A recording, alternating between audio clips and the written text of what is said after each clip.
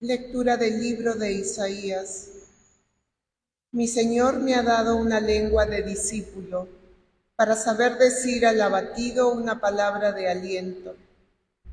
Cada mañana me despierta el oído, para que escuche como los discípulos. El Señor me abrió el oído, y yo no me resistí ni me eché atrás. Ofrecí mi espalda a los que me golpeaban, mis mejillas a los que tiraban mi barba. No tapé mi rostro ante los ultrajes ni salivazos. El Señor me ayuda, por eso no sentía los ultrajes. Por eso endurecí mi rostro como roca, sabiendo que no quedaría defraudado. Mi defensor está cerca. ¿Quién me denunciará? Comparezcamos juntos. ¿Quién me va a acusar? Que venga y me diga. Sepan que el Señor me ayuda. ¿Quién podrá condenarme? Palabra de Dios. Señor, que me escuche tu gran bondad el día de tu favor.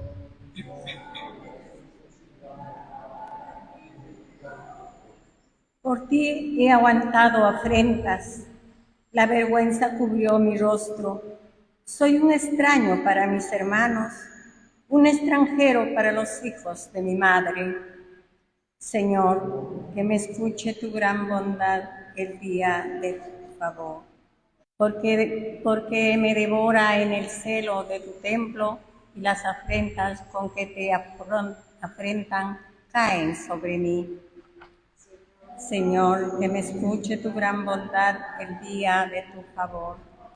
La afrenta me destroza el corazón y desfallezco. Espero compasión y no la hay, consoladores y no los encuentro.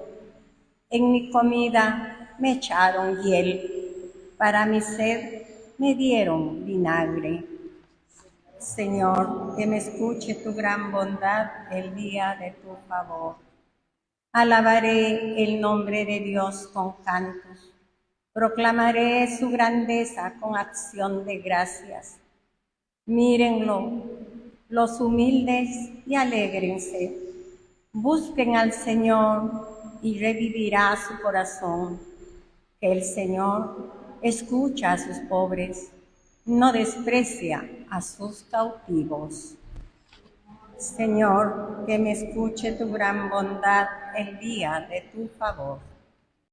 Salve Rey nuestro, obediente al Padre.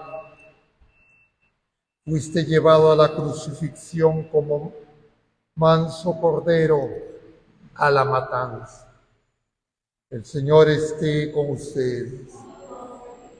Lectura del Santo Evangelio según San Mateo. En aquel tiempo uno de los 12, llamado Judas Iscariote, fue a los sumos sacerdotes y les propuso: ¿cuánto me dan si les entrego a Jesús? Ellos acordaron darle 30 monedas de plata, y desde entonces andaba buscando ocasión propicia para entregarlo. El primer día de los ácimos se acercaron los discípulos a Jesús y le preguntaron: ¿dónde quieres que te preparemos la cena de Pascua? Él contestó: vayan a la ciudad, a casa de fulano, y díganle: el maestro dice, mi hora está cerca, deseo celebrar la Pascua en tu casa con mis discípulos. Los discípulos cumplieron las instrucciones de Jesús y prepararon la Pascua. Al atardecer se puso a la mesa con los 12. Mientras comían, dijo: les aseguro que uno de ustedes me va a entregar. Ellos, consternados, se pusieron a preguntarle uno tras otro: Señor, ¿acaso seré yo? Él respondió: el que ha mojado su pan en el mismo plato que yo, ese me va a entregar. El Hijo del Hombre se va, como está escrito de él, pero ay del que va a entregar al Hijo del Hombre, más le valdría no haber nacido. Entonces preguntó Judas, el que lo iba a entregar: ¿soy yo acaso, maestro? Él respondió: tú lo has dicho. Palabra del Señor.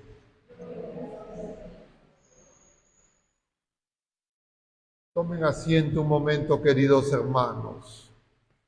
Estamos entre el día de ayer y hoy contemplando ya lo más profundo del misterio de la iniquidad. Es el misterio de cómo obra el maligno, el enemigo, y cómo de alguna manera va torciendo, incluso en los que están cerca del Señor, en los que estamos cerca del Señor, lo más puro, lo más grande que hemos recibido. Y lo hemos visto ayer y hoy, esos dos pasajes hay que verlos en conjunto, y también con lo que dice Lucas, Marcos, que es un poco más breve, porque nos lleva a algo muy profundo que tiene que ver con cada uno de nosotros y tiene que ver con el combate de la fe. Y no es fácil comentar esto, voy a tratar de hacerlo de la manera más breve, más directa y que pueda ser, diríamos, más entendible. Pero ojo, estamos ante un misterio que no es que tenemos aquí las cosas totalmente claras y entonces hay una línea y uno está de un lado y de otro. Cuidado con eso. Primero que lo que hay que tener en cuenta, algo que ya decíamos ayer, Judas puede ser cualquier criatura humana.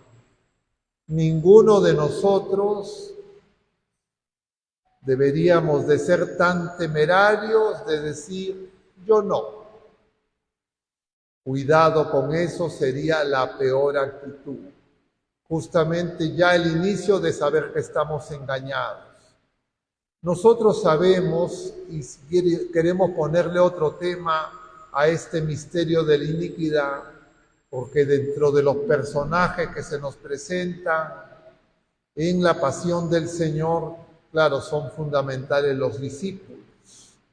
Y acá los discípulos están en lo que vamos a hacer mañana, celebrar la institución de la Eucaristía, en la cena del Señor, están en misa, diríamos, están en un retiro. Todos ellos han estado muchos años con el Señor, incluso han hecho milagros, pero ellos todavía no le han entregado su corazón, excepto tal vez el personaje llamado discípulo amado. El problema tiene que ver con el amor y el problema tiene que ver con el discipulado. Nosotros ahora, peor que antes, creemos que el discípulo es como en la academia, como en la universidad, en el colegio, que va, se aprende las lecciones, da exámenes, saca buenas notas, se hace amigo de los profesores, y eso es ser discípulo. Eso puede ser para la vida temporal. Pero en Cristo es algo mucho más profundo que tiene que ver, diríamos, con dos dimensiones que se nos presentan en la última cena, en lo que ocurre inmediatamente antes de estos acontecimientos que contemplamos hoy, que contemplamos ayer, que es el lavatorio de los pies.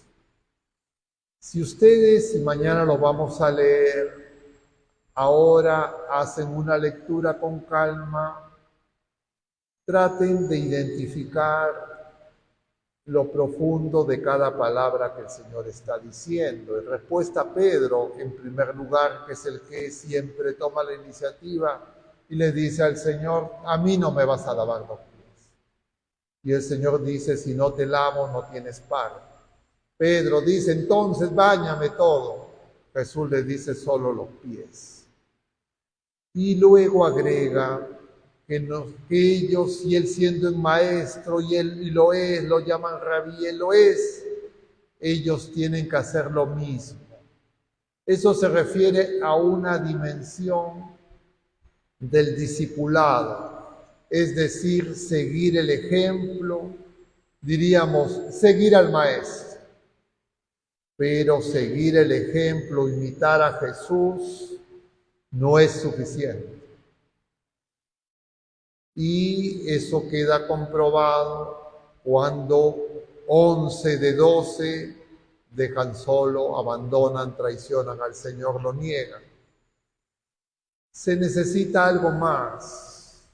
Se necesita el don de Cristo mismo, del Espíritu Santo. Sin el don del Espíritu Santo, nosotros no podemos ser fieles al Señor. Ser fiel al Señor, seguir al Señor, ser discípulo no es un voluntarismo, no es algo que depende de nosotros mismos y de nuestra determinación. Y cuando alguien está en esa línea y no se da cuenta que se necesita más, es fácilmente engañado. Y aquí viene algo que nosotros tendríamos que preguntarnos. ¿Por qué Judas no se da cuenta? ¿Por qué Judas en algún momento endurece su corazón? ¿Por qué Judas cree que él sabe más que Jesús? ¿Por qué a Judas le parece tan insignificante, tan entre comillas confuso, tan entre comillas tan poco eficaz el camino que Jesús está proponiéndoles? Él cree que tiene un mecanismo más eficaz, más claro, más preciso, que le da más seguridad. Es decir, se está dejando llevar por sus facultades humanas. Y cuando eso ocurre, el enemigo se mete inmediatamente. Y va a ocurrir incluso en el mismo momento de que recibe la Eucaristía. Lo dice Juan utilizando el mismo término que hace en el capítulo 6 para referirse a comer su carne y beber su sangre. Y ahí en la Iglesia a lo largo de los siglos se ha diferenciado en comer el pan y en comer y beber la sangre. El pan lo queremos todos, porque es algo que nos parece necesario, que nos parece importante, que necesitamos, y si me lo dan gratis, bienvenido sea. Pero la carne y la sangre, ellos lo tenían muy claro, se refiere a la cruz, se refiere a la muerte, y eso ya no nos gusta tanto. Eso lo queremos evitar. Solo lo podemos enfrentar con el don del amor extremo. Sin el Espíritu Santo no es posible. Y entonces nosotros tenemos que saber que nosotros podemos creer que estamos llenos del Espíritu Santo, pero esa presencia del amor de Dios que nos purifica y nos mueve tiene que ser probada. Y mientras que no sea probada, no podemos presumir. Y eso es la cruz. Y cuando uno antes de la prueba ya se siente, entre comillas, graduado, ya se siente titulado, ya se autocanoniza o deja que otros lo canonicen sin tener la autoridad, entonces, claro, nos hacemos fáciles víctimas del engaño.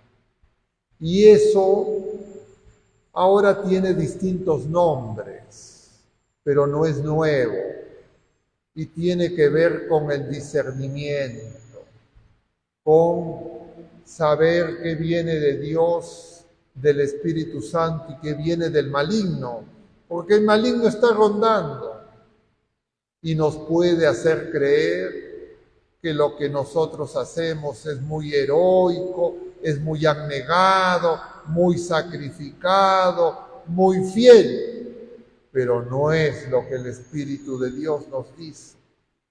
Y de alguna manera eso lo vivió Judas, y eso lo vivió Pedro, y eso lo vivieron 9 de los 12, además de ellos 2.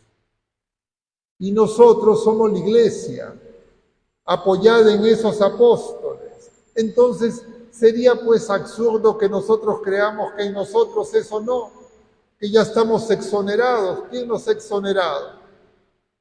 Nos autoexoneramos.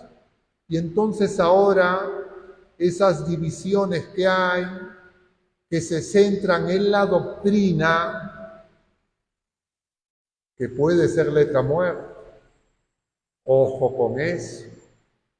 Lo único que el Señor por eso nos asegura es el don del Espíritu Santo. Hablará de eso en el capítulo 15 y 16, ya del 14, 15 y 16 de San Juan, lo veremos en el tiempo de Pascua. Y nosotros necesitamos esa luz, necesitamos ese fuego, necesitamos ese amor. Y al presente, próximos al triduo, nosotros tenemos que examinar. En este año, en nuestros años previos, pasados, de deseo de ser seguidores, discípulos, de saber si verdaderamente tenemos fe, tenemos que examinar y veremos con qué facilidad rápidamente somos engañados en nuestros juicios temerarios, en nuestra presunción, en despreciar a los demás, en creer que sabemos más que el Señor, que está ahí ya sin hacer nada, que ya no interviene, que ya simplemente nosotros nos adueñamos de la viña. Y claro, cuando uno más certeza humana le pone esas creencias que no son fe, más fácilmente se va a engañar, y lo peor es va a engañar a otras personas, porque les va a inducir al mismo error. Y ese es el trabajo del enemigo. Ese es el misterio de la iniquidad, que tiene que ver con el tema del libre albedrío y de la verdadera libertad, que solo la podemos alcanzar en Jesucristo y en el Espíritu Santo, en la verdad, en el amor de Dios. Y por eso es que los sacramentos no solo son ejemplo, no solo son imitar a Cristo. Necesitamos que la presencia de Dios que ya esté en nosotros nos transforme, y necesitamos aprender a escuchar su voz. Y para eso se necesita una oración que escuche. Cuando nuestra oración es solamente echarle discursos al Señor y no hay esos silencios, esa necesidad de abrir nuestro corazón y pedir que el Señor nos interpele, podemos fácilmente ser engañados. Pidamos pues al Señor que nos ayude, que ayude a la iglesia, que ayude al mundo entero y nos libere de ese enemigo que no duerme. Que el Señor así nos lo conceda y podamos vivir un santo triduo pascual. Que así sea.